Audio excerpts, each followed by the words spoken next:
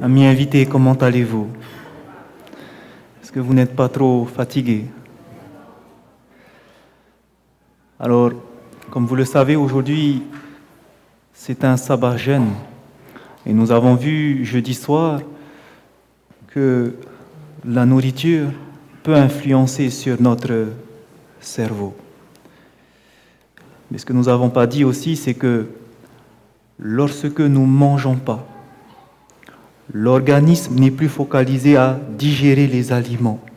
Et on permet à ce moment-là de permettre que le cerveau fonctionne à son maximum de capacités. Or, où est-ce que Dieu parle? Au cerveau. C'est pour cela, lorsqu'on nous jeûnons, il nous faut profiter de ces moments-là pour rester en communion avec Dieu.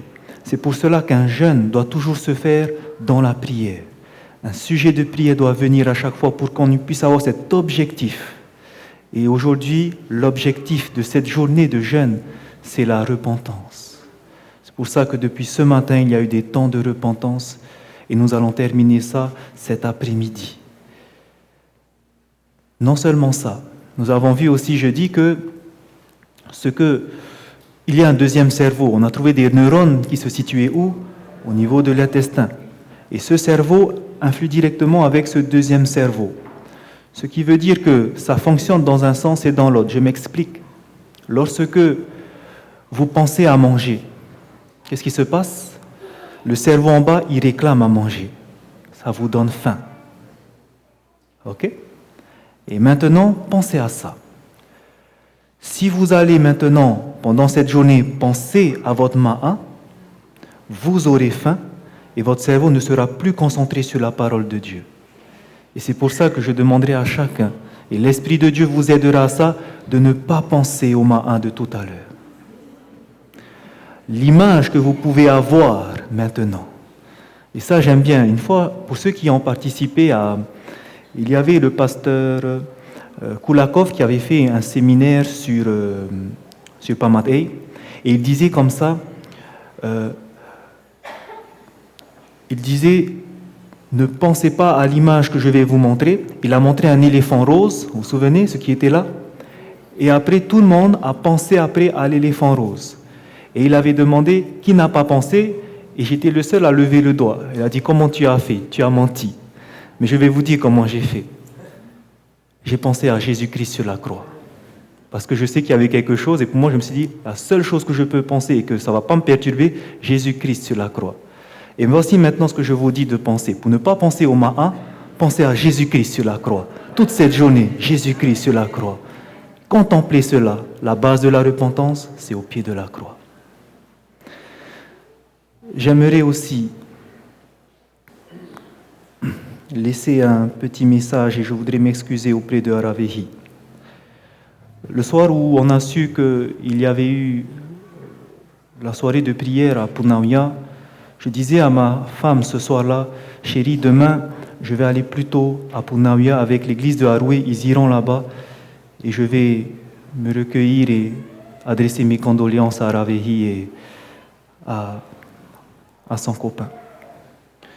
Et malheureusement, on n'a pas pu le faire parce que ce jour-là, le sujet de la soirée n'était pas totalement prêt. Et donc, je n'ai pas pu me déplacer. Et donc, Aravehi, si tu es là, je ne te vois pas, je te demande pardon. Aussi, je me suis dit que sûrement je te verrai ici pour t'adresser un petit message. Est-ce qu'elle est là? Ok, Aravehi. Et donc, comme je ne t'ai pas vu cette semaine, je n'ai pas pu te voir en privé pour te laisser ce petit message. Mais j'aimerais profiter de te le laisser maintenant. Et je pense que ce message, ça va aider aussi beaucoup de parents. Ce que tu as traversé était très, très difficile. Et je remercie Dieu parce que tu as la foi. Il t'a donné la foi. Et tu crois que ton fils ressuscitera. Et je rends gloire à Dieu pour cela parce que c'est ce qui nous soulage présentement. Alors le petit passage que je voulais absolument te montrer, c'est un passage qui se trouve dans le livre « Événements des derniers jours ». Si tu l'as à la maison, essaie de le revoir. Mais c'est un passage qui m'a beaucoup touché moi, en tant que parent. Et lorsqu'on a voulu avoir notre enfant, ce passage m'a beaucoup rassuré. Et donc, voici ce passage que j'aimerais partager pour tout le monde. Lorsqu'on parle des enfants, est-ce qu'ils seront sauvés ou pas, c'est une question que beaucoup se posent. Et au temps de l'esprit de prophétie, au temps d'Ellen White, il y a eu cette question. Dans l'événement des derniers jours, page 222, il est écrit « Certains demandent si les petits-enfants, même si ce sont les enfants de parents croyants, seront sauvés, puisque leur caractère n'a pas été mis à l'épreuve. Est-ce que nos enfants seront sauvés? Puisque leur caractère, on sait que le caractère doit ressembler à Jésus-Christ. Mais eux, comment est-ce qu'ils peuvent faire? Ils sont encore des enfants. La question posée est la suivante. Comment les petits-enfants peuvent-ils être soumis à ce test et à cette épreuve? À cela, je réponds que la foi des parents croyants couvre leurs enfants comme lorsque Dieu envoya ses jugements sur les premiers-nés des Égyptiens. Vous vous souvenez ce qui s'est passé au temps des plaies d'Égypte, lorsque Dieu a voulu faire sortir son peuple. La dernière plaie qu'il a envoyée, c'était le fléau destructeur qui allait tuer tous les premiers-nés. Mais pour que les premiers-nés soient protégés, Dieu a dit qu'il fallait sacrifier un agneau et que le sang de cet agneau, il fallait les mettre sur les linteaux des portes. Maintenant, ceux qui l'ont fait, que ce soit parmi les Égyptiens et les Juifs, tous ceux qui l'ont fait, l'ange destructeur n'est pas passé par-dessus. Qu'est-ce qui les a sauvés, ces premiers-nés, finalement? C'est parce que les parents ont cru que ce sang était le sceau de Dieu. Ils ont cru au sang de cet agneau. Ils ont cru que Dieu allait protéger. Et à cause de leur foi, les premiers-nés ont été sauvés. L'esprit de prophétie nous dit, il en sera de même pour nos enfants aujourd'hui. Le caractère, certes, ne pourra pas être testé puisqu'on arrive à la fin. Ils seront jugés. Mais comment? Par la foi des parents. Alors voici ce que nous devons retenir en tant que parents si nous avons des petits-enfants. Si nous avons des enfants, qu'est-ce qui va faire que nos enfants seront sauvés? C'est la foi des parents qui va les couvrir. Donc les parents, si vous êtes fidèles à Dieu jusqu'à la fin, vous serez avec vos enfants pour l'éternité. Yaravehi, ton fils, si tu tiens jusqu'à la fin, tu verras ton enfant. Il reviendra dans tes bras et on vivra ensemble pour l'éternité. C'est ma prière pour tous ceux qui ont des enfants. Gardez la foi jusqu'à la fin. Les meilleurs jours, c'est devant nous. Certes, Jésus nous a dit qu'il y aura des persécutions avant la fin. Mais sachez que nos meilleurs jours sont devant. Et pour cela, fixons seulement les yeux sur l'agneau de Dieu, Jésus-Christ. C'est notre seul secours. Voilà, nous allons maintenant passer à notre deuxième message. Nous avons vu juste avant quel était le but du message, quel était le message de 1888. Nous avons vu que ce message était un message important pour l'Église. Et nous avons vu que ce message est revenu dans l'Église. Ce que nous allons voir maintenant, ce que nous verrons, c'est le but du message du troisième ange. C'est le message le plus important de tous les messages. Et c'est pour ça que maintenant, plus que jamais, alors que vous êtes peut-être fatigués, alors peut-être que vos pensées sont ailleurs, maintenant plus que jamais, nous avons besoin d'entendre ce message. Nos cœurs doivent être libérés de tout souci. Et nous allons chacun demander à Dieu de nous aider personnellement, qu'il nous donne ce message, qu'il nous parle et qu'il puisse nous toucher par son esprit. C'est ce que nous allons commencer à faire en nous mettant à genoux pour ceux qui le peuvent et je terminerai par une prière.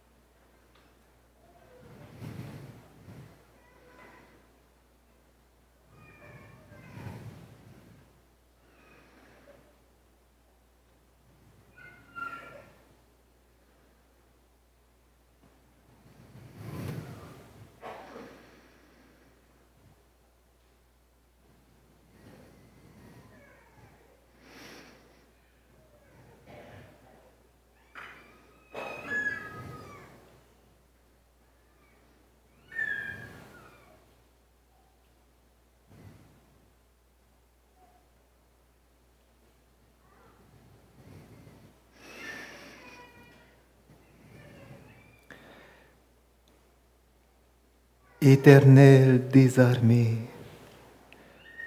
notre Père qui est aux cieux, louange et honneur soit à toi.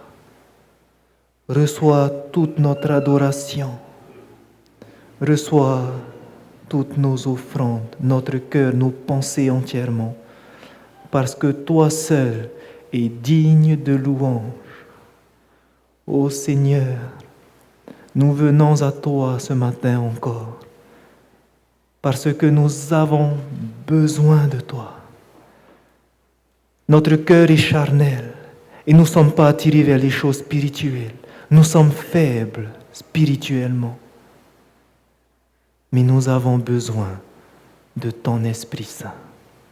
Celui qui ravive, celui qui ranime, celui qui nous enseignera, celui qui nous convaincra ce matin. Nous avons besoin de sa présence maintenant.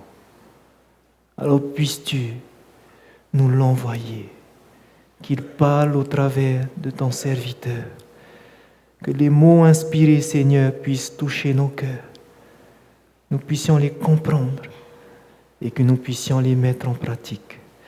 Merci pour tes anges qui maintenant camperont autour de nous. Repoussons les mauvaises influences. Et maintenant, Seigneur, que nos pensées soient à toi. Concentre nos pensées sur Jésus-Christ. Concentre nos pensées sur ta parole. C'est notre prière que nous voulons t'adresser dans le nom de ton Fils Jésus-Christ. Amen.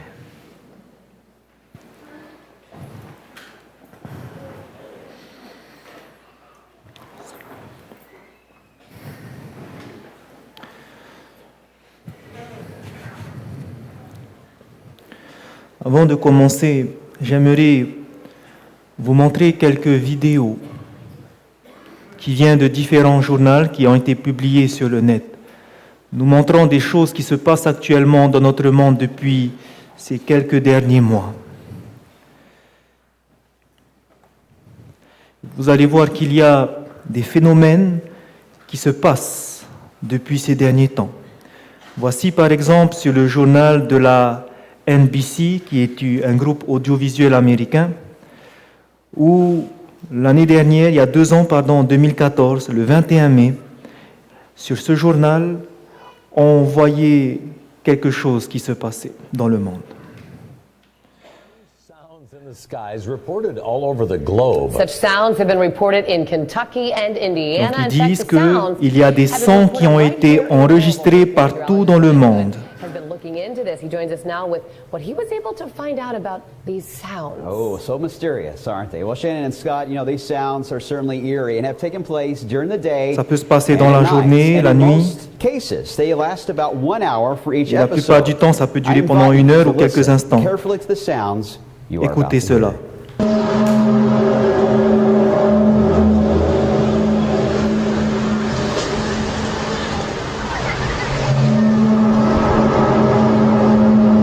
The sounds certainly get your attention, and they're making headlines all over Et the ça se world. passe autour du monde. Tonight, investigators are trying to solve a bizarre mystery. Strange noises heard around the world the last few weeks. Hoje, Marcelo Espanha, boa noite para você. Conta Brasil. melhor essa história pra gente. A loud, strange noise early this morning woke up families in St. Paul. Some people describe them as trumpets. Parfois, on dirait le Others son d'une call it a trompette. long hum or even booms, like this recording in Tallahassee, Florida, back in 2011. Don't go out there. Ça, c'est un son qui a été enregistré en 2011. Do you see anything? The sound lasted nearly an hour. I Ça know dure it's coming depuis from plus d'une there heure. somewhere. The mysterious sounds were also captured on national TV Même au during cours a d'un match. Tampa Bay Rays baseball game. And the bunt is foul. The count is 1-1. Now, what could that possibly be? Somebody shut the door. It sounds supernatural. So what is everyone Donc, ce sont hearing? des sons Or is qui ont there été many enregistrés theories? dans le monde, dont l'origine est quasiment inconnue, inexpliquée. Il y a encore d'autres phénomènes qui se passent. Par exemple, ici, sur le journal francophone, c'est une chaîne russe et la chaîne RT, voici leur anglophone, pardon. Voici le journal, donc c'est en anglais. C'est une chaîne russe. Left baffled by an unexplained circular light seen hovering high over Moscow on Wednesday evening. Donc là, c'est à Scientists have Moscou rejected claims of UFO où il a été activity, filmé saying the white cloud was un no more cercle than an optical blanc lumineux. illusion.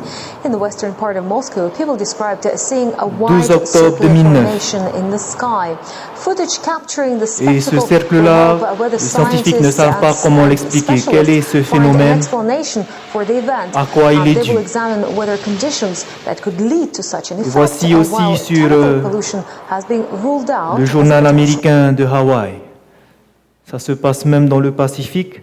Regardez ce qui a été vu il y a 2 ans, le 20 mai 2014. In high definition, from KGMB and KHNL, this is your source for breaking news. Hawaii News Now at 10. Take a good look. This is the squiggly bright light that people are wondering about all over Hawaii tonight. It appeared Donc for a c'était few une minutes lumière, just after sunset and was seen from Maui, Molokai, Lanai, étrange and forme, Oahu. qui était vue depuis l'île principale Maui et envoyée de Oahu et Molokai aussi. Beaucoup ont vu, et dans ce journal, il y aura des témoignages de personnes qui vont appeler pour dire ce qu'ils ont vu, comment ça s'est passé.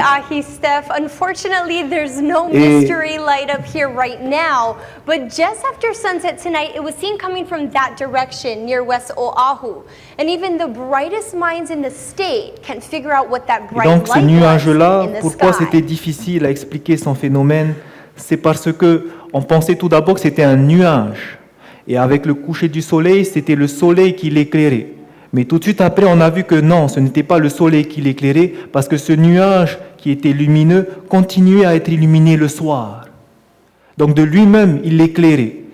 Et ces phénomènes-là n'ont pas encore été expliqués. Lorsque le monde voit ces choses qui se passent au travers de nous, des sons inexpliqués, des phénomènes visuels dans le ciel, inexpliqués, les gens qui lisent la parole de Dieu sont en train de se poser des questions.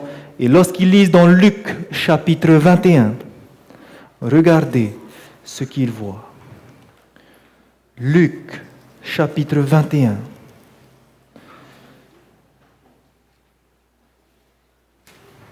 Luc chapitre 21 est un chapitre où Jésus va parler des signes de la fin du monde.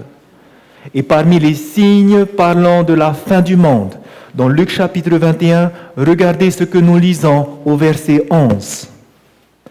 Il est écrit, Luc chapitre 21, verset 11, « Il y aura de grands tremblements de terre, et en divers lieux des pestes et des famines. Et il y aura des phénomènes terribles et de grands signes, où ça? Dans le ciel. » Lorsque les gens voient ce qui se passe maintenant, ces phénomènes dans le ciel, ils savent que Jésus revient bientôt. Et j'aimerais vous dire aujourd'hui, il n'y a pas que les adventistes du 7e jour qui maintenant sont en train de prêcher que Jésus-Christ revient. Dans les églises baptistes, dans les églises protestantes, maintenant, depuis ces dernières années, on est en train de parler, préparez-vous, Jésus revient. Il y a même des frères catholiques qui sont en train de dire, Jésus revient.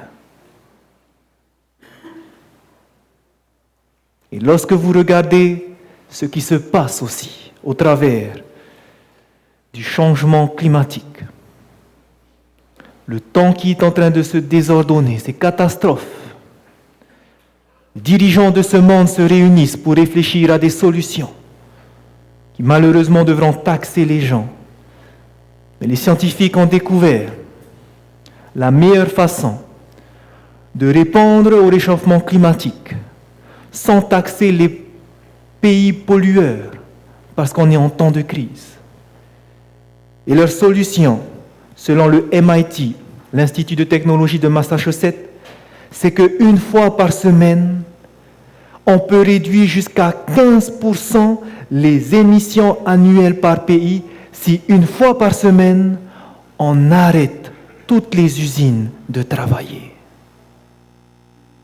Si dans le monde entier, on se décide pendant un jour d'arrêter de travailler, de fermer les usines, plus d'émissions de gaz dans le monde, et ça réduirait de 15% les émissions des gaz à effet de serre. Et la seule participation des pays les plus émetteurs, comme la Chine, les États-Unis, le dioxyde de carbone aura le plus grand impact sur le changement climatique.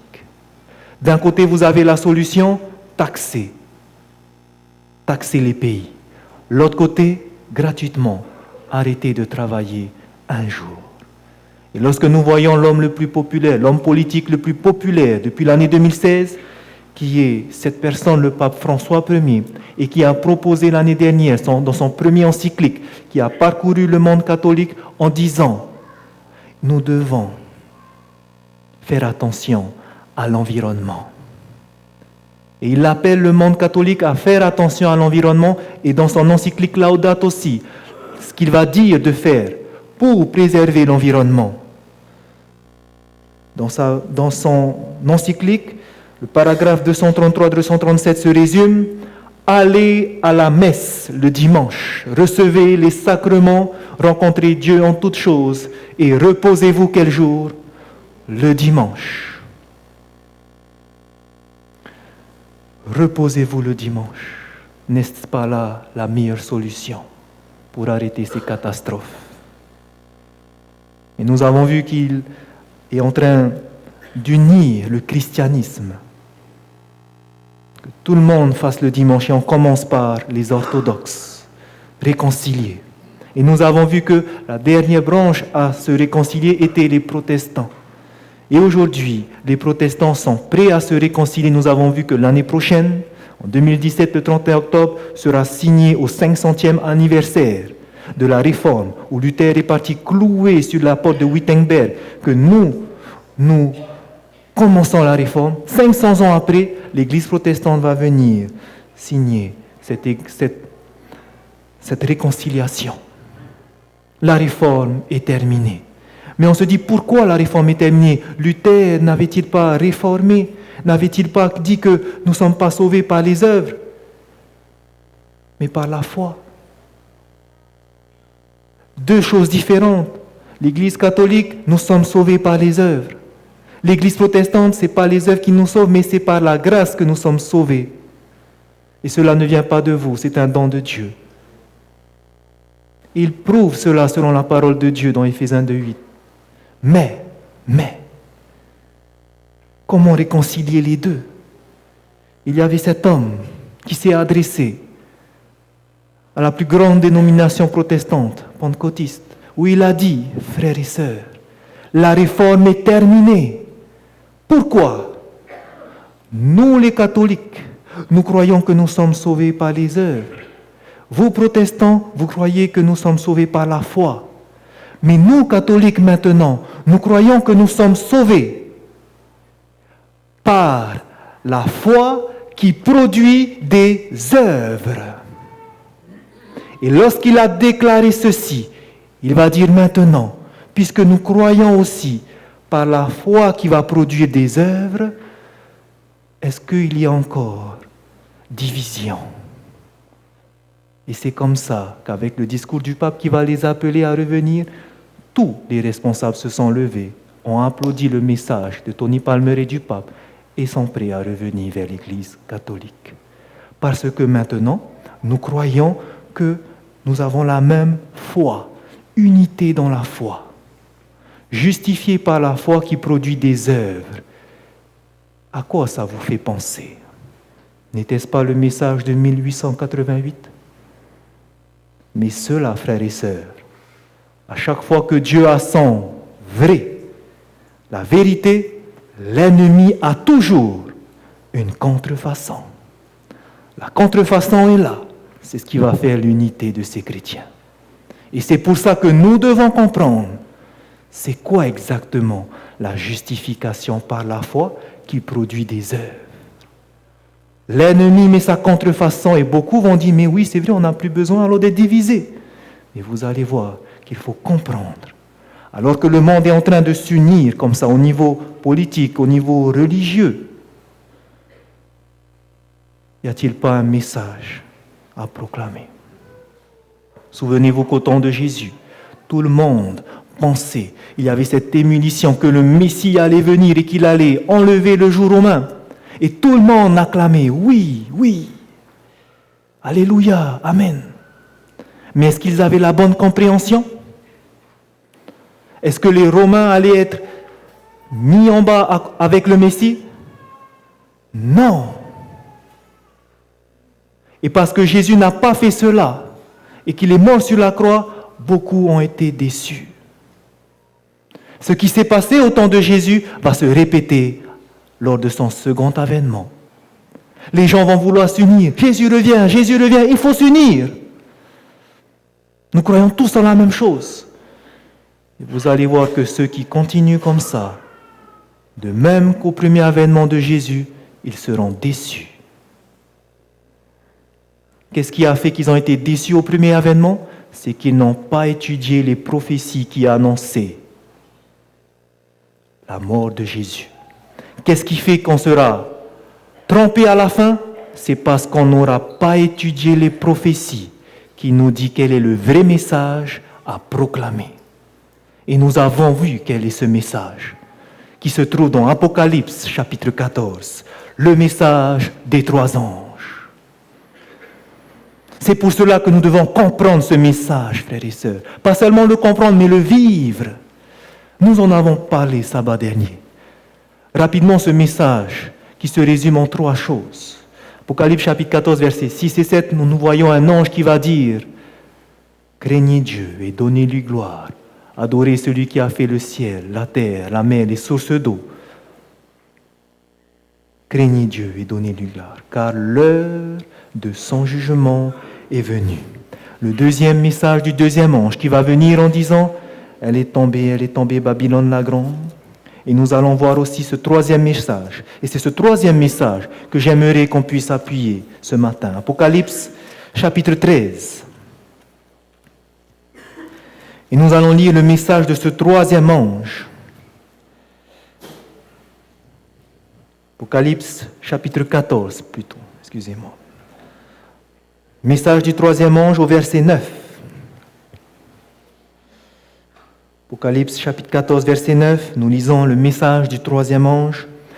Et un troisième ange les suivit en disant d'une voix forte, « Si quelqu'un adore la bête et son image et reçoit une marque sur son front ou sur sa main, il boira lui aussi du vin de la fureur de Dieu, versé sans mélange dans la coupe de sa colère, et il sera tourmenté dans le feu et le soufre devant les saints anges et devant l'agneau, et la fumée de leur tourment monte au siècle des siècles, et ils n'ont point de repos ni jour ni nuit, ceux qui adorent la bête et son image, et quiconque reçoit la marque de son nom. » Alors que tout le monde va s'unir sous un faux jour de repos, le message du troisième ange nous dit « Ne recevez pas la marque de la bête, n'adorez pas son image. » Nous avons vu qu'est-ce que ça signifiait cela. Mais maintenant, lorsque les gens entendent qu'il ne faut pas avoir la marque de la bête, si notre message se contente à ça, vous savez que beaucoup ne veulent pas la marque de la bête parce qu'il y aura les 7 fléaux qui vont descendre sur ceux qui auront la marque de la bête. Ils vont vouloir le sceau de Dieu qui est le sabbat. Parce que ceux qui auront le sceau de Dieu, de même que Dieu a protégé lors des fléaux son peuple parce qu'ils avaient ce sceau, qui était le sang de l'agneau, de même à la fin, il va protéger ses enfants lorsqu'il y aura les 7 fléaux. Les autres auront les 7 fléaux, mais ceux qui auront le sceau de Dieu seront protégés. On avait vu ça dans Apocalypse chapitre 7. Donc qu'est-ce que veulent les gens? La marque ou le sceau de Dieu? Le sceau de Dieu, le dimanche ou le sabbat? Pourquoi? Parce qu'ils ont peur de recevoir les fléaux. Si on s'arrête à là, beaucoup vont vouloir entrer dans l'Église parce qu'ils ont peur de recevoir les fléaux. Ils se sont repentis.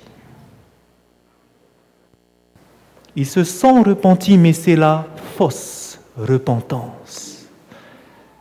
Ils ont peur du jugement. Et c'est pour ça qu'on va se faire baptiser. Mais à aucun moment, on n'est passé par la vraie repentance, qui est cette contrition, cette horreur du péché pour ce qu'on a fait à Jésus-Christ. À aucun moment on n'est passé par là. Donc frères et sœurs, lorsqu'on parle du message du troisième ange, ça ne s'arrête pas à dire « n'adorez pas la bête et son image ». Vous savez pourquoi? parce qu'il n'est pas terminé ce message. Lisons la suite au verset 12. C'est ça la fin du message du troisième ange. Et toute la base est ici. Au verset 11, il termine « Et la fumée de leur tourment monte au siècle des siècles, et ils n'ont de repos ni jour ni nuit, ceux qui adorent la bête et son image, et quiconque reçoit la marque de son nom. » Et maintenant, regardez le verset 12. C'est ça qui va clôturer le message du troisième ange. Verset 12, « C'est ici la persévérance des saints qui gardent les commandements de Dieu et la foi de Jésus. » Là maintenant, le message du troisième ange est bouclé et terminé. Et si on manque ce détail, on a manqué tout le message du troisième ange. Et aujourd'hui, nous allons voir que veut dire « C'est ici la persévérance des saints qui gardent les commandements de Dieu et la foi de Jésus. » Vous verrez que le message du troisième ange, selon l'esprit de prophétie, c'est exactement le même message de 1888 donné par nos frères Jones et Wagner. Souvenez-vous ce qu'elle disait. Le Seigneur, dans sa grande compassion, a envoyé un précieux message à son peuple par les frères Wagner et Jones. Il présentait quoi? La justification par la foi dans la rançon. Il invitait les gens à recevoir la justice du Christ, qui maintenant est rendue manifeste par les œuvres, c'est-à-dire l'obéissance à tous les commandements de Dieu. Ça, c'est la vraie justification par la foi. On est justifié par la foi qui est rendue manifeste maintenant par l'obéissance à quoi? À tous les commandements de Dieu. Mais l'autre message, la contrefaçon, c'est seulement, ça produit des œuvres, l'amour. On s'unit, on croit tous que Jésus nous a sauvés. Maintenant, ça produit des œuvres, l'amour. Mais on met de côté l'obéissance à tous les commandements de Dieu.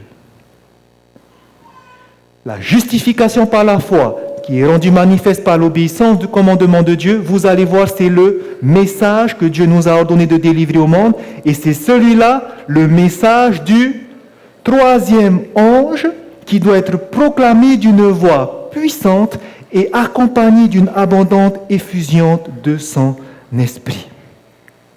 Ce qui veut dire que le message de la justification par la foi de Jones et Wagner, qui produit l'obéissance au commandement de Dieu, selon ce que nous lisons, c'est aussi le message de quel ange?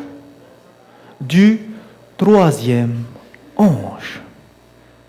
Et là, on va se dire, mais comment c'est possible? On ne parle pas de la justification par la foi lorsqu'on lit Apocalypse 14, versets 9 à 12. Comment c'est possible? Et beaucoup vont poser la question à Ellen White, mais comment ça c'est possible? Plusieurs m'ont interrogé par écrit pour savoir si le message de la justification par la foi est vraiment le message du troisième ange. Qu'est-ce qu'elle va répondre? En vérité, c'est le message du troisième ange. Pourquoi c'est le message du troisième ange? C'est parce que la fin se termine par « C'est ici la persévérance des saints, garde les commandements de Dieu et la foi de Jésus. » Et maintenant, vous allez voir que lorsqu'on comprend ce dernier verset, on comprendra que oui, c'est bien le message de Jones et Wagner, le message de 1888. On ne pourra pas prendre le temps d'étudier cela, mais on va aller directement à l'essentiel. Lorsque vous étudiez la Bible, vous prenez une concordance biblique. On n'a pas le temps de faire ça, mais ceux qui ont le temps, faites-le. Et vous regardez tous les versets qui vous parlent de la foi de Jésus, commandement de Dieu. Si vous commencez par la foi de Jésus, que vous cherchez dans la Bible, partout c'est marqué foi de Jésus, ne prenez pas les versions françaises. Prenez toujours les versions grecques, traduites en français. OK? Si vous le pouvez. Vous trouvez ça sur Internet facilement. Et maintenant, vous allez faire sortir tous les versets où c'est marqué dans la langue originelle en grec, foi de Jésus. Et vous allez voir qu'il va sortir plusieurs versets. Pourquoi il faut mettre la version grecque? Parce qu'en français, malheureusement, on confond foi de Jésus et foi en Jésus. Mais ce n'est pas pareil. La version grecque va bien faire la différence. Lorsque vous prenez en français, le seul moment où on dit « foi de Jésus », c'est dans Apocalypse 14, verset 12. Mais quand vous allez regarder dans le grec, en réalité, ce n'est pas que dans Apocalypse 14, verset 12, puisqu'il y a 3 versets en plus, qui parlent de la foi de Jésus. Et en français, c'est écrit la foi en Jésus. Mais littéralement, c'est foi de Jésus. Et foi de Christ, il y a un autre.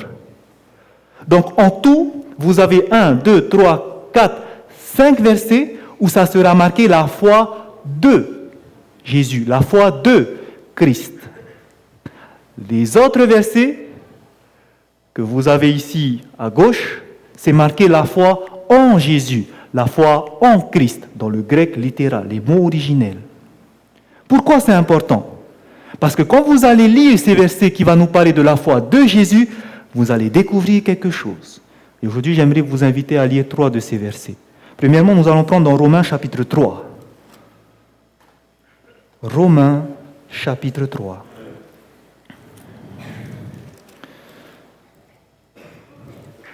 Apocalypse 14, 12 nous dit, c'est ici la persévérance des saints qui gardent les commandements de Dieu et la foi de Jésus. Et nous aimerions savoir qu'est-ce que la Bible dit sur la foi de Jésus.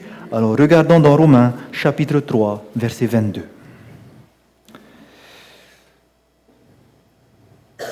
Nous allons commencer par le verset 21 pour comprendre le contexte. Romains chapitre 3, verset 21 et 22, il est écrit « Mais maintenant, sans la loi, est manifestée la justice de Dieu, à laquelle rendent témoignage la loi et les prophètes. Justice de Dieu par la foi, vous avez marqué quoi dans votre Bible? Par la foi en Jésus-Christ pour tous ceux qui croient. » Vous voyez que c'est marqué « en ». Mais dans le littéral grec, ce n'est pas « en », c'est « de Jésus ». Est-ce que ça va tout le monde? Donc on peut lire ici « Justice de Dieu par la foi de Jésus-Christ pour tous ceux qui croient. » Lorsqu'on parle de la foi de Jésus, regardez, c'est associé à quoi? Justice de Dieu par la foi de Jésus. La justice de Dieu, qui est la justice du Christ. Dieu va donner la justice au travers de Jésus-Christ. La justice de Dieu est liée à la foi de Jésus. Et pour preuve, regardez dans le 2e verset, Galates 2, verset 16. Vous allez voir encore que lorsqu'on parle de foi de Jésus, à côté, il y a la justice de Dieu ou la justice de Christ. Galates.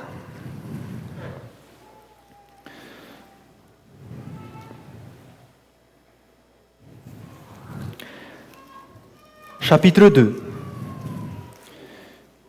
Nous lisons le verset 16. Galates 2, verset 16, il est écrit. C'est bon tout le monde? Ça va? Galates 2, verset 16, il est écrit.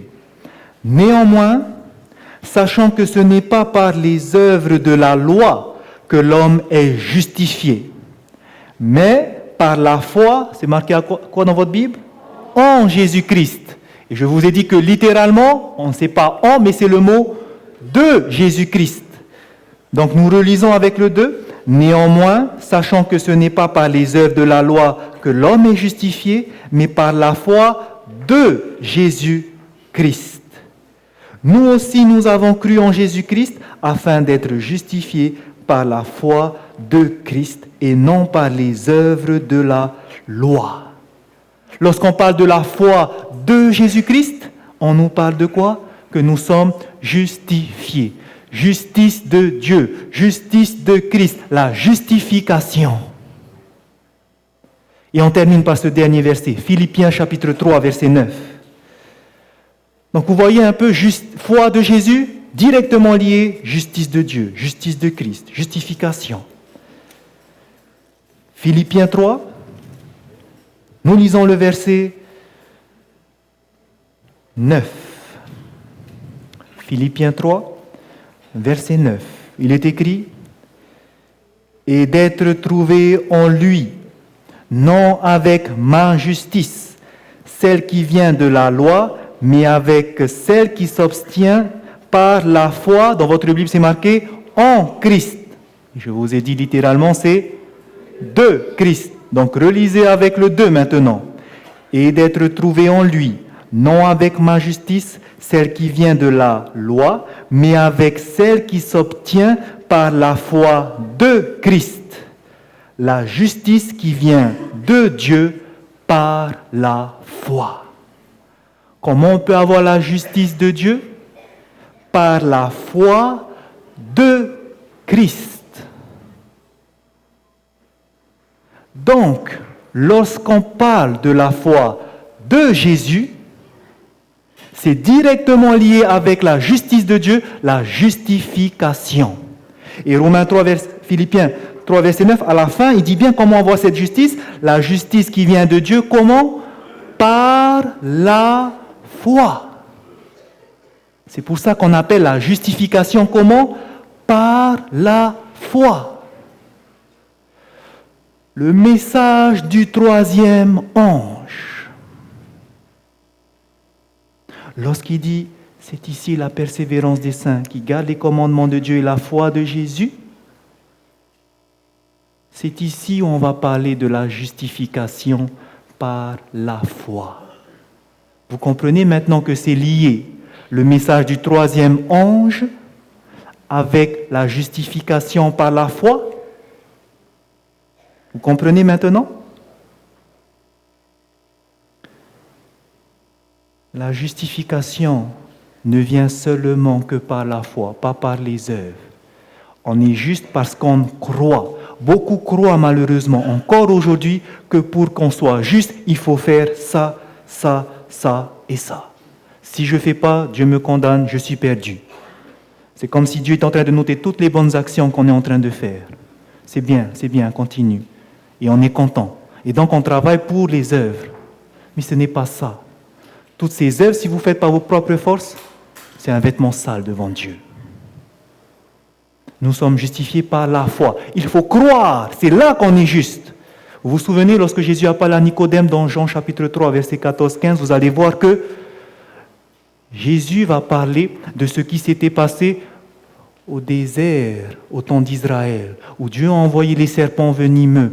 Et la solution pour ne pas être piqué et mourir, c'était de faire quoi? Dieu a dit à Moïse d'élever, de faire un serpent en bronze, le serpent d'airain, qu'on a planté sur un bois. Et qu'est-ce qu'il fallait faire pour ne pas être piqué? Il fallait regarder le serpent. Et beaucoup se sont dit, mais ça ne veut rien dire. Juste regarder le serpent et ça y est, on est guéri. On nous pique, on n'aura rien. Mais tous ceux qui ont cru, qu'est-ce qui s'est passé? Ils n'étaient pas atteints par la maladie. Ils ne sont pas morts.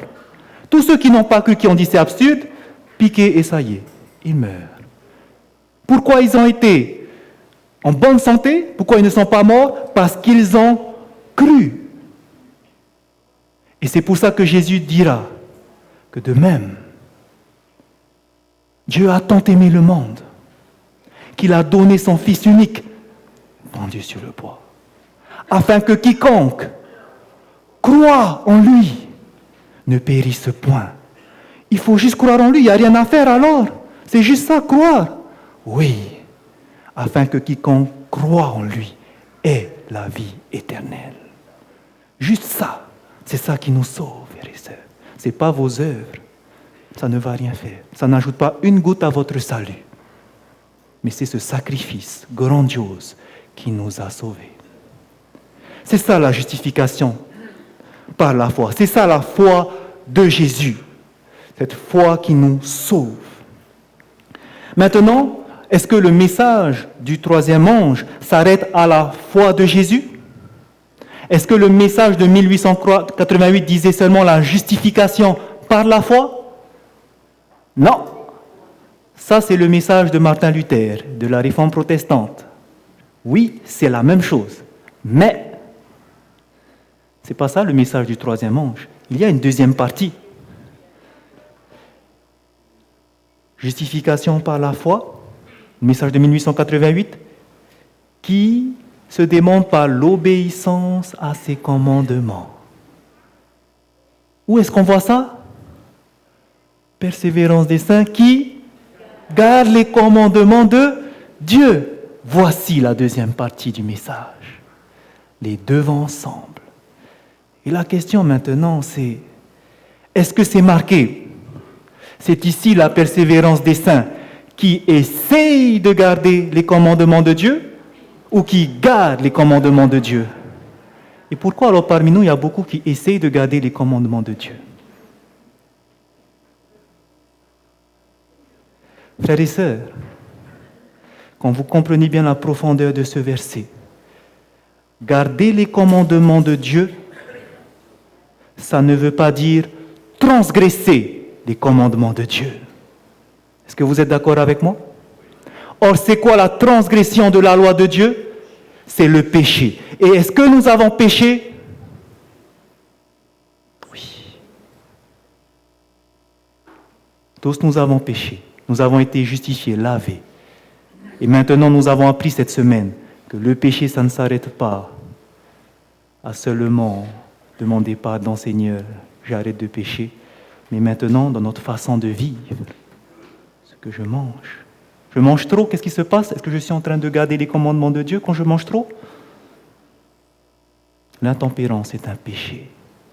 Ces personnes-là n'essaient pas de garder les commandements de Dieu. On nous dit bien, ils gardent les commandements de Dieu. Ce que signifie, ils arrêtent de pécher.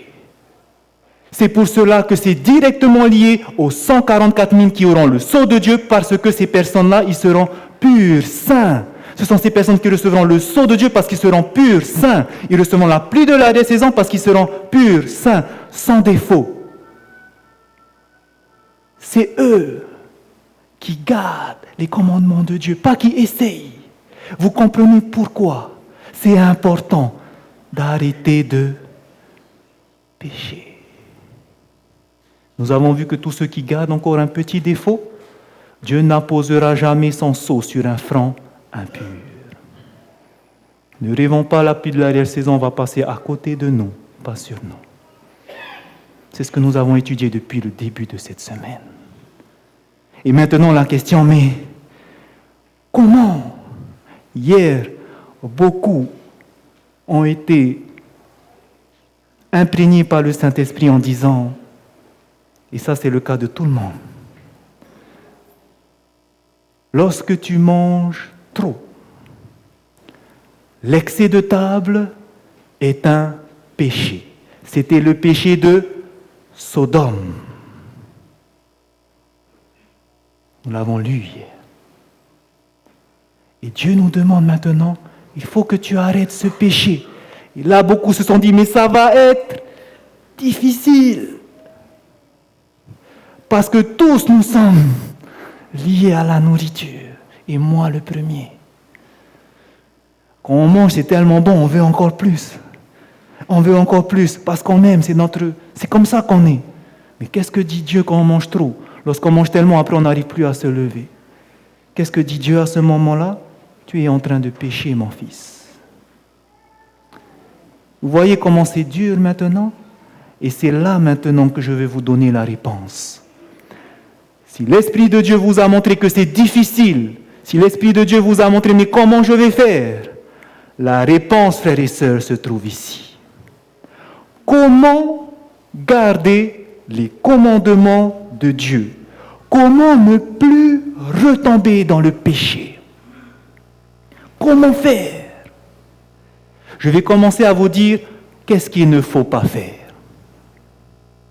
Ce qu'il ne faut pas faire, c'est faire comme le peuple d'Israël. Vous vous souvenez quand Dieu les a fait sortir d'Égypte? Ok? Première chose qu'ils vont faire, ils vont commencer à râler. Première chose, Dieu a ouvert la mer. Alors qu'ils étaient entourés des Égyptiens qui allaient les tuer, Dieu a fait un miracle, séparé la mer en deux. Ils ont traversé et derrière, refermé sur tous les Égyptiens. Premier miracle. Quelques instants après, on commence à râler parce qu'arrivé à Mara, les eaux sont amères. Mais Dieu va faire un miracle qui va aller changer cette eau en eau douce. Et ensuite, on va commencer à râler parce qu'arrivé dans le désert de Sin, on a faim, il n'y a plus la viande d'Égypte. Mais Dieu va faire un miracle. Faire tomber du ciel la manne dans Exode 16. Manne du ciel qui tombe. Et ils voient comment Dieu peut subvenir à leurs besoins. Et regardez maintenant ce qui se passe. Pourquoi Dieu les a préparés à ces miracles? Pour voir que Dieu peut faire des miracles, peut prendre soin de ses enfants. Il fait ça pourquoi? Pour les préparer dans Exode chapitre 20 à recevoir la loi de Dieu.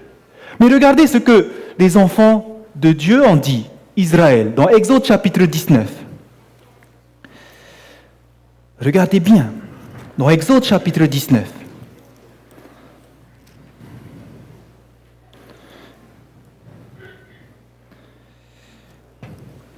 Et d'ailleurs, pour remarque, dans Exode 16, vous savez, quand Dieu va lancer la manne, c'est quand Dieu va changer les eaux, amères de Mara en eau douce, c'est là, la Bible nous dit que Dieu va commencer à donner ses commandements et ses préceptes.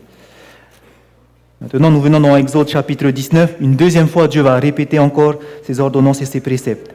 Exode chapitre 19.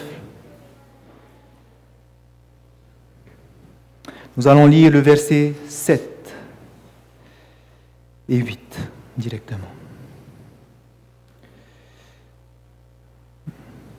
Exode chapitre 19, verset 7, il est écrit « Moïse vint appeler les anciens du peuple, et il mit devant eux toutes ces paroles comme l'Éternel le lui avait ordonné. Et le peuple tout entier répondit « Nous ferons tout ce que l'Éternel a dit. » Est-ce que c'était bien leur réponse? Oui, mais vous verrez que non. Est-ce qu'ils ont bien fait de dire « Nous ferons ce que l'Éternel a dit » Vous verrez que non. Pourquoi? Dieu les donne ses préceptes, il les a déjà donnés à Mara. Il va leur redonner encore. Et maintenant, Dieu va leur dire, il faut que vous gardez ça. Et qu'est-ce qu'ils vont répondre Israël? Nous ferons ce que l'Éternel Dieu a dit. Nous allons faire. Et qu'est-ce qui va se passer pendant que Moïse va monter sur la montagne juste après dans Exode 20? Il va tarder un petit peu et en bas, Exode 32, on vous dit, c'est le veau d'or. Quand nous, on veut faire, est-ce que ça fonctionne? Non. Ça ne fonctionne pas si c'est nous qui voulons garder les commandements de Dieu. Et c'était ça l'erreur d'Israël. Ils croient qu'on peut faire par nos propres forces. Non, on ne peut pas. Notre cœur appartient à ce monde. On est pécheur, on aime le péché. Si l'on dit « je vais faire », ça ne fonctionnera pas. C'est pour ça que Dieu, il n'a pas fait par hasard le fait de les emmener près de la mer Rouge dans une embuscade. Ils ne pouvaient plus sortir. Il y a les Égyptiens qui vont arriver, ils vont mourir. Mais Dieu intervient au travers d'une colonne de feu. Il ouvre le passage de la mer Rouge. Il passe au travers de la mer Rouge. Il referme. Quel miracle! Dieu nous sauve. Ils ont soif. Il n'y a plus d'eau. Qu'est-ce que Dieu fait? Un deuxième miracle. L'eau douce. Dieu peut pourvoir à nos besoins. Quand je n'arrive pas, c'est Dieu qui fait. C'est ça la leçon que veut apprendre. Mais est-ce qu'Israël a accompli la leçon? Non, parce que quand Dieu a dit, vous allez garder mes préceptes, oui, nous ferons. Mais ce n'était pas ça la réponse. La réponse était, Seigneur, on ne peut pas faire.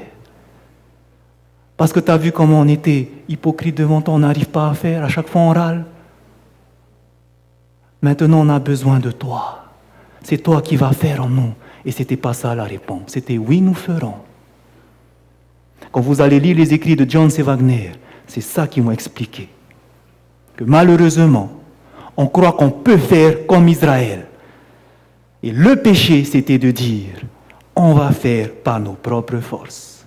C'est pour cela que tous ceux maintenant qui ont la difficulté d'arrêter de manger trop, ils disent, je vais essayer de faire, est-ce que c'est la bonne réponse? Non. Parce que votre corps est tellement habitué, vos passions sont tellement perverties. C'était pas ça que David a dit ce matin dans le psaume 51? On ne peut pas. Mais qu'est-ce qu'on a besoin? Qu'est-ce que David a dit dans le psaume 51? Le verset 10 et 11. Ô Dieu, crée en moi un cœur pur. C'est là le problème. Et qui peut intervenir, c'est pas nous, parce que notre cœur est mauvais, tortueux. C'est Dieu qui peut changer notre cœur pour faire quoi maintenant? Garder ses commandements. Donc, frères et sœurs, ce que Dieu veut. C'est pas que vous vous dites, j'ai du mal à faire ça, Seigneur, mais je vais essayer quand même, parce que je t'aime. Quand vous dites, je vais essayer de faire, est-ce que c'est la bonne réponse? Non. Mais qu'est-ce qui va vous aider à le faire? Prenez votre Bible dans 2 Corinthiens. Frères et sœurs, c'est ici la puissance du message. Si vous faites de votre propre force, vous n'y arriverez jamais. 2 Corinthiens 5.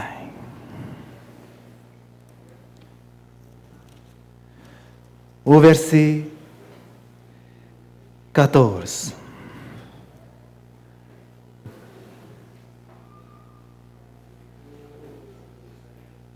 « 2 Corinthiens chapitre 5, le verset 14. Qu'est-ce qu'il est écrit? Car l'amour de Christ nous presse, parce que nous estimons que si un seul est mort pour tous, tous donc sont morts. Qu'est-ce qui va nous presser? Qu'est-ce qui va nous diriger? C'est l'amour de Christ qui nous presse à faire quoi lorsqu'on l'aime? Jean 14, verset 15, si vous m'aimez, Jésus a dit, vous garderez mes commandements. Parce que j'aime Jésus, je vais le faire. Et comment c'est possible? Hébreux chapitre 8, verset 10, on a lu ce matin. Voici l'alliance que je ferai avec ce peuple. Le cœur de pierre, qu'est-ce que je vais faire? Je vais donner un cœur de chair. Mes lois, qu'est-ce que je vais faire? Je vais les écrire sur leur cœur, dans leur esprit. Et ils garderont mes commandements. Qui va faire ça? C'est Dieu. Et qu'est-ce qui va se passer? Philippiens 2, verset 13, nous avons lu. C'est Dieu qui crée ensuite en nous le vouloir et le faire. C'est qui fait? C'est Dieu par son esprit. C'est pas moi. C'est pas moi. Donc tout ça, c'est Dieu qui produit le vouloir et le faire en nous. C'est pour ça que Paul dira dans Philippiens 4, verset 14, je puis tout par celui qui me fortifie. Qui vous fortifie? Christ. C'est parce que Christ est en vous. Vous pourrez porter des fruits à sa gloire. Si c'est vous qui faites, marche pas. Il faut que ce soit Dieu qui fasse en nous. Et c'est ça le but de ce message.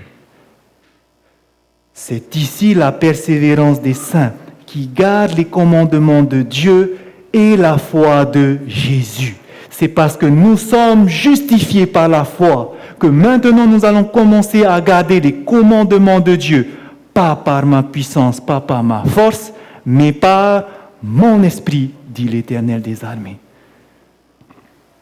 Vous n'arrivez jamais à le faire si c'est vous qui le faites. Et c'était cela, le message. Jésus m'a sauvé. J'ai été justifié par la foi. Alors, maintenant, je veux vivre pour lui. Je veux garder ses commandements grâce à l'Esprit Saint. Et frères et sœurs, si vous laissez Dieu entrer dans votre cœur, il va faire ce qu'il a dit. Vous croyez que Dieu va faire ça? Ou est-ce que vous doutez encore? Vous croyez que Dieu peut changer ce cœur? Regardez sa puissance créatrice. Par sa parole, il dit, des choses existent. Vous ne croyez pas qu'il peut recréer ce cœur? Mais vous savez c'est quoi le problème? Ce n'est pas Dieu. C'est nous qui ne voulons pas changer notre cœur. On aime plus le péché que Dieu. Et pour Dieu, il ne peut pas nous forcer à l'aimer. Et la seule chose qu'il vous montre, c'est la croix de Jésus. C'est pour ça que la croix est importante, frères et sœurs. Celui qui a rencontré Jésus-Christ. Toute la base est ici. Celui qui a compris le sacrifice. Il veut se dépouiller comme Jésus-Christ s'est dépouillé. Il veut vivre comme Jésus a vécu, soutenu par la puissance de son Père. Constante relation avec lui. J'ai besoin de toi, Seigneur. Ce n'est pas moi qui fais, c'est Dieu qui fait en moi le vouloir et le faire. C'est ça, le but du message du troisième ange. Parce que c'est que comme ça qu'on va réussir à ne plus tomber dans le péché. Et si on ne tombe plus dans le péché, qu'est-ce qui va se passer? Au ciel, tous mes péchés ont été pardonnés. Je ne pêche plus. Qu'est-ce qui se passe maintenant? Lorsque Dieu va appeler mon nom en jugement, qu'est-ce qu'il va lire? Confessez, confessez, confessez. Mais il a arrêté de pécher. Il n'y a plus de péché non confessé. Et peu importe le moment où ça va venir, votre nom sera appelé. Qu'est-ce qui se passe? Alors que tout est confessé, vos péchés seront effacés. Pourquoi il ne pêche plus? Parce qu'il a reflété mon caractère en bas. Parce qu'il a compris ce que Jésus a fait pour lui. Il a compris. Et maintenant, c'est mon esprit qui vit en lui. C'est lui qui fait le vouloir et le faire. Il préfère suivre mon Fils que de suivre le péché. L'objectif, le but du message du troisième ange. Pourquoi ce message? Pourquoi ce message est important? Pourquoi ce message doit être proclamé dans le monde? Pourquoi? Manuscrit Release, volume 1. L'objectif de Dieu, en donnant le message du troisième ange, le message de 1888, en donnant le message du troisième ange au monde, est de préparer un peuple qui se tiendra debout devant lui pendant le jugement investigatif. Un peuple qui ne péchera plus. Un peuple qui, lorsque son nom passera en haut, pendant ce jugement investigatif, il se tiendra debout parce qu'il a arrêté de pécher. Le but de ce message, frères et sœurs, c'est de montrer la solution comment ne plus pécher. La première chose à faire, c'est que notre cœur, qui aime plus le péché que Dieu, on décide de lui donner. On décide, Dieu, maintenant, fais ce miracle dans ma vie. Moi, je ne peux pas. Moi, je n'arrive pas. Mais toi, tu peux le faire. Et ça commence par où la base? Contempler Jésus-Christ. Le livre Jésus-Christ, quand nous connaîtrons Dieu, comme il est possible de le connaître, notre vie deviendra une obéissance continuelle. Est-ce que vous comprenez ça? Lorsque vous allez commencer à connaître Dieu et son amour, votre vie deviendra une obéissance continuelle. On ne va plus transgresser, on va obéir à ses commandements. Si nous apprécions le caractère du Christ, si nous sommes en communion avec Dieu, le péché nous devient odieux. La haine du péché. À quelles conditions? Qu'on contemple le caractère de Jésus, qu'on est en communion avec Dieu. Et regardez ce que Dieu va faire à ce moment-là. Toute vraie obéissance procède du cœur. Vous voulez obéir à Dieu, la base, c'est votre cœur. Le Christ, lui, mettait tout son cœur dans ce qu'il faisait.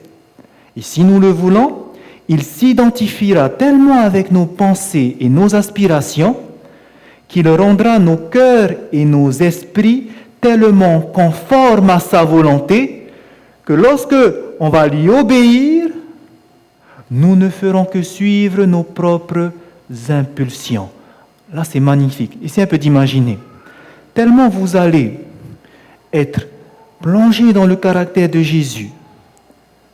Qu'est-ce qui se passe? Jésus va rendre vos cœurs tellement conformes à sa volonté. Vous allez vouloir faire la volonté de Dieu.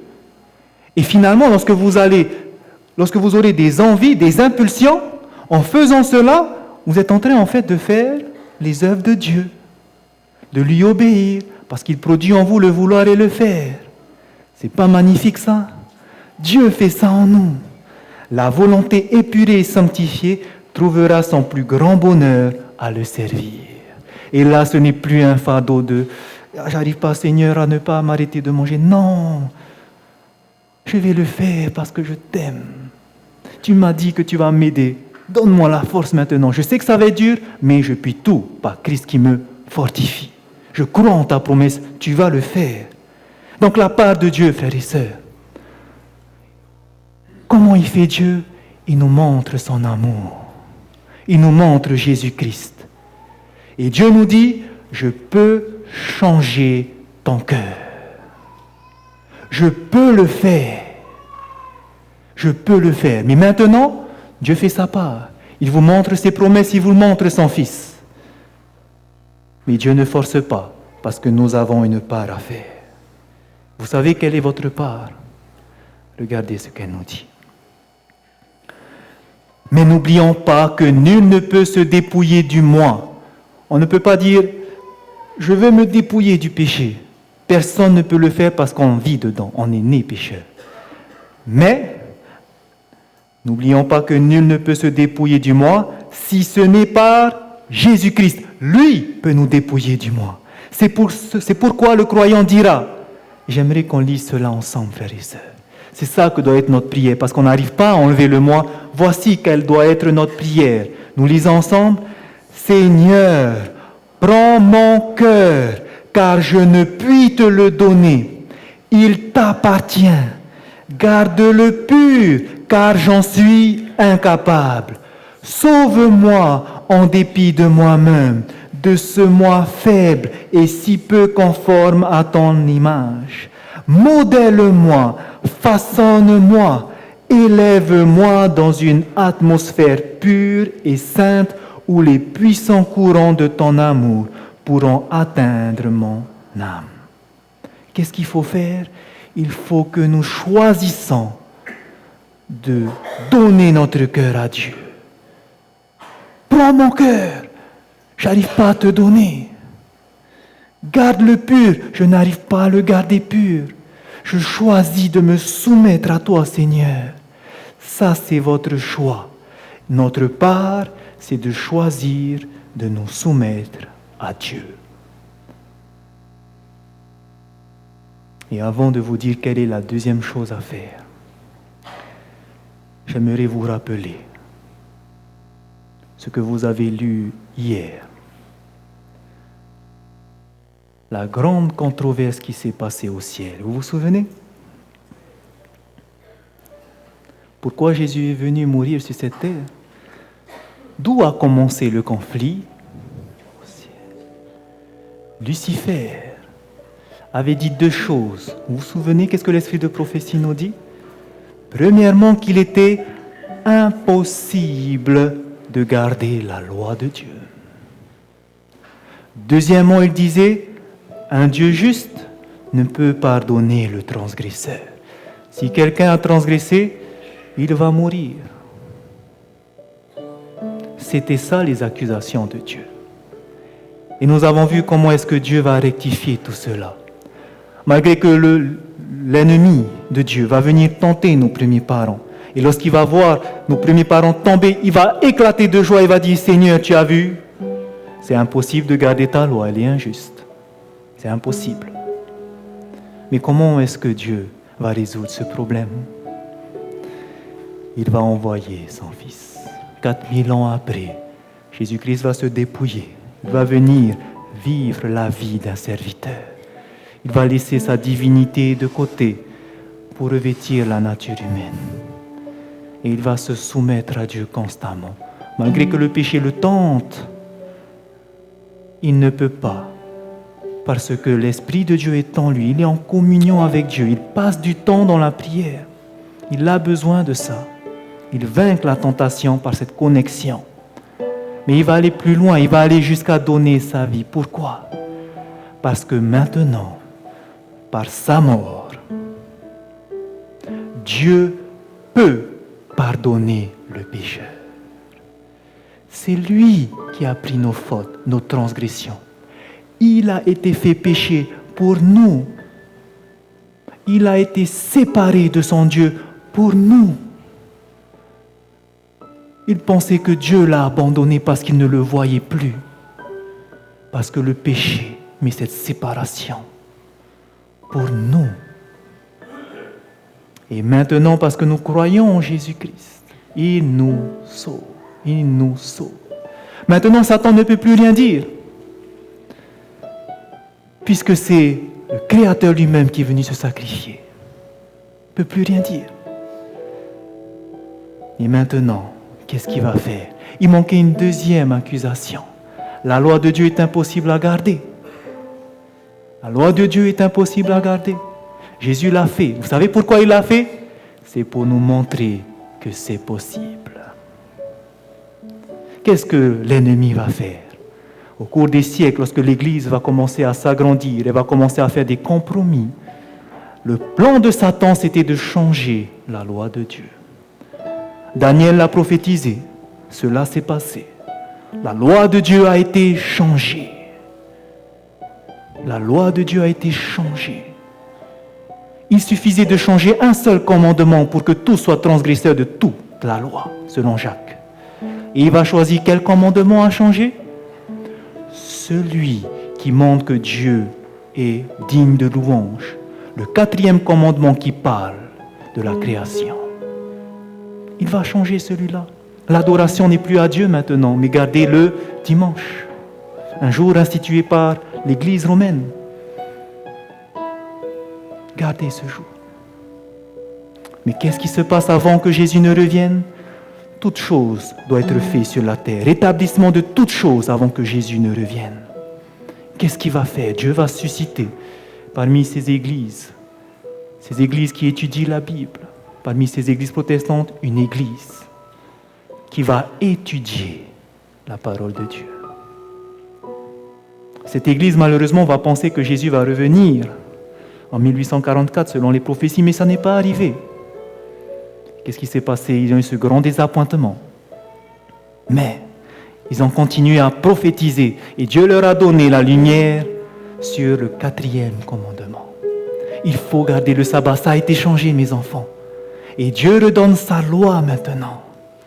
Mais l'ennemi, alors que cette église a retrouvé la loi de Dieu, qu'est-ce qu'il va faire? Il va continuer jusqu'à aujourd'hui à faire que cette loi nous détruise. Comment? Lorsque nous voulons la garder. Vous avez un peu, l'ennemi ne lâche pas. Quand Dieu rétablit sa loi parmi son peuple, il va continuer à faire croire à son peuple. Gardez les commandements. Vous pouvez le faire par vos propres forces. Et on est légaliste, on regarde à gauche, à droite. C'est ça le plan de l'ennemi, frères et sœurs. Jusqu'à la fin, ça sera la loi de Dieu. Il ne veut pas prouver qu'il a raison. Mais Dieu a un peuple à la fin. Ce peuple-là, c'est ceux qui garderont les commandements de Dieu et la foi de Jésus. Ce n'est pas eux qui vont garder. Ils n'y arrivent pas, ils ont compris. Et c'est le Saint-Esprit en eux. Ces personnes ont donné leur cœur à Jésus. Je ne peux pas prendre. Maintenant, je veux que tu vives en moi. Frères et sœurs, c'est ce peuple-là qui va montrer que oui, c'est possible de garder les commandements de Dieu. C'est possible de ne plus transgresser la loi. C'est possible quand Dieu vit en moi. Vous vous souvenez de Kadesh Barnea? Vous vous souvenez de ce qui s'est passé là-bas? Première fois, est-ce qu'ils sont entrés? Non. Est-ce que vous savez quel était le péché? Pourquoi ils ne sont pas entrés? Quel était leur tort? Pourquoi ils n'ont pas pu aller? Ils ne sont pas entrés en Canaan parce qu'ils n'ont pas cru en Dieu.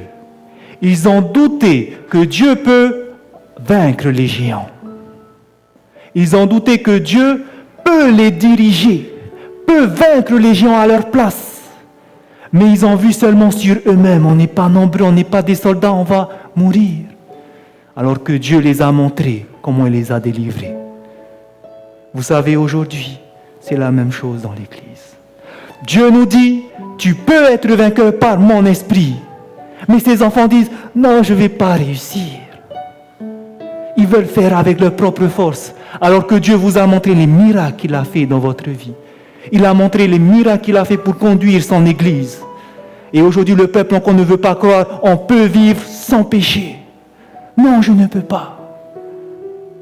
La même erreur qui a fait qu'Israël n'est pas entré, la même erreur se reproduit aujourd'hui. La deuxième part que nous devons faire, non seulement nous devons accepter que Jésus prenne notre cœur, mais deuxièmement, frères et sœurs, il faut croire. Il faut croire que Dieu peut nous rendre purs. Beaucoup aujourd'hui doutent. Non, je ne vais jamais réussir.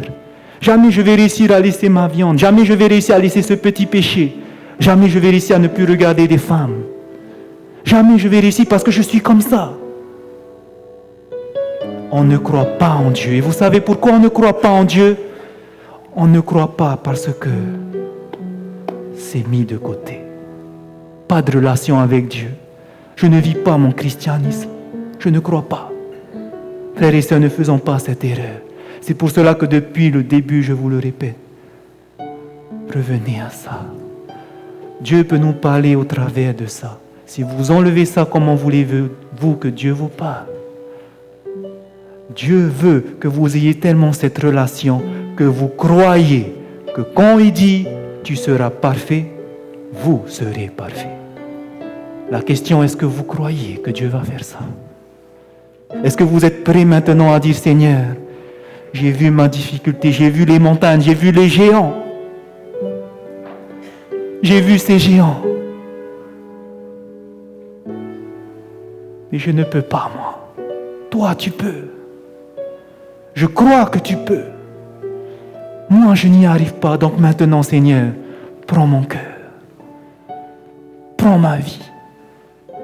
Agis maintenant en moi. Donne-moi ton esprit. Vis en moi, Seigneur. Tu peux faire ça pour moi. Frères et sœurs, si vous croyez en cela, sachez que Dieu vous libérera parce qu'il a la puissance de vaincre le péché. Jésus-Christ a vaincu le péché. Et il vous donnera cette possibilité de vaincre votre péché. Il a vaincu les puissances des ténèbres. Il vous donne aussi la puissance de vaincre le péché. Mais est-ce que vous croyez en cela? Moi, je crois. Et c'est pour ça que je n'ai pas honte de vous dire, croyez aussi. Acceptez-le. Acceptez. Que le Seigneur vous bénisse, frères et sœurs, à cet après-midi.